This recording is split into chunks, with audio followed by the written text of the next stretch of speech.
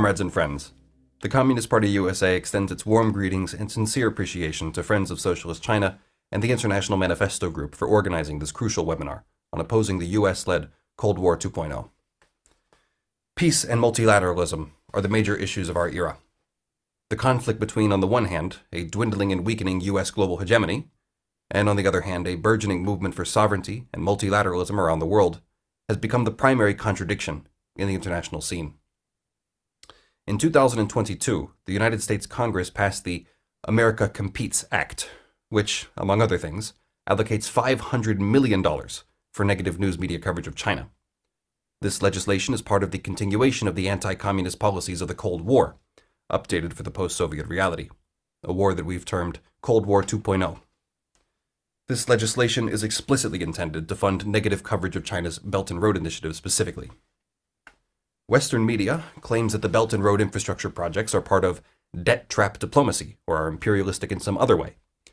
Meanwhile, the US-backed International Monetary Fund imposes devastating austerity and privatization measures on developing countries that default on their usurious loans.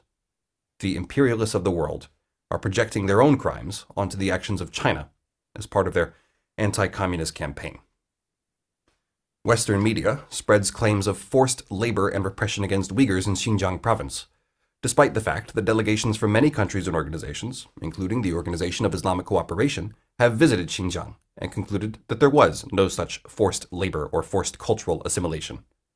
Meanwhile, United States prisons openly use forced prison labor, and the US has the highest prison population in the world. In fact, the Uyghur population of Xinjiang is flourishing. Every year, there are more mosques and centers of Uyghur culture being built, and the Uyghur language is taught in public schools. The United States has been pursuing a policy of encirclement and containment against China, and runs more than 800 military bases in 80 countries. The rhetoric of the US government, the United States ruling capitalist class, and all of their institutions make it perfectly clear that they are busy manufacturing consent for their Cold War 2.0, which is focused on trying to repress the peaceful rise of China. Today, the American people are suffering from inflation, housing shortages, racist police violence, eroding civil and reproductive rights, student and medical debt, environmental crises, etc. The last thing they want or need is further international conflict, on top of the ongoing proxy wars in Eastern Europe and the Middle East. It should not need to be said that the Chinese people do not want war either. We Marxists know that the working classes of all countries are intrinsically progressive and anti-war.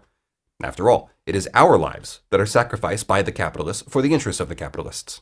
And even during times of relative peace, it is our tax dollars that are used to pay for the bloated military-industrial complex, while public services such as healthcare and education are subjected to devastating cuts. The capitalists are well aware of this and know that they must make a constant effort to manufacture consent, or, to borrow a phrase from former CPUSA National Committee member Michael Parenti, they are inventing a reality to justify their wars.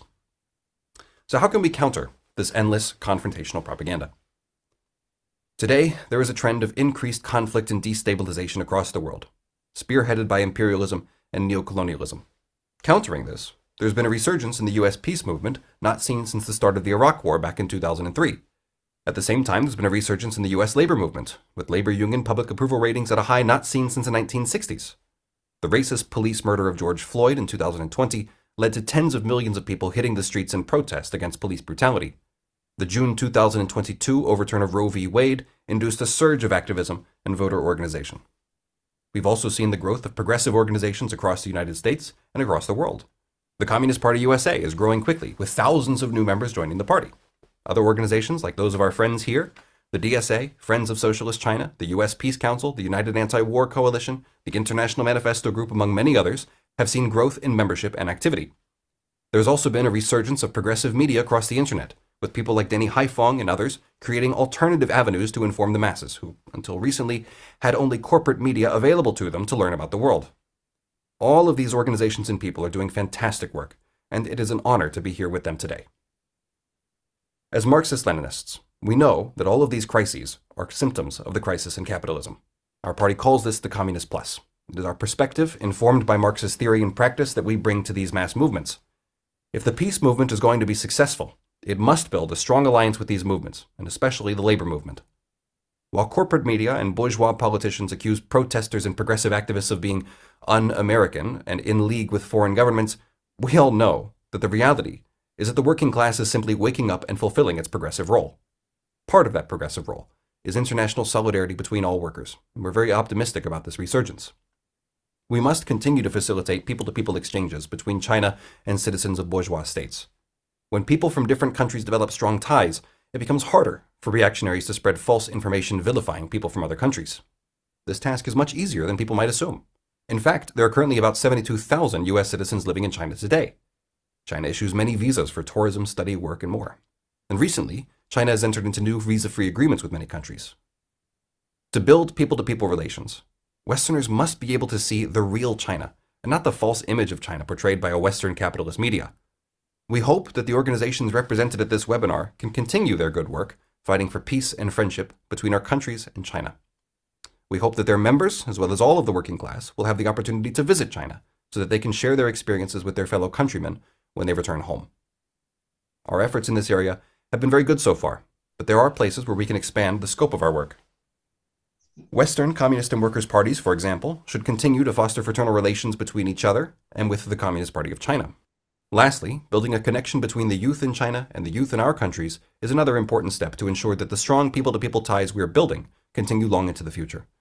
Many of the organizations represented here today have vibrant youth wings, including our own Young Communist League. To many people, it may feel at times as though the decisions of war and peace, competition and cooperation, insanity and sanity are decisions made out of sight in shadowy halls. The truth, however, is that there is no force more powerful than the people's will when organized. By building people-to-people relations, by doing what we can to make the world smaller, by talking to each other, and by organizing together, we're building the bedrock of peace and the foundations of a better world. On behalf of the Communist Party USA, thank you.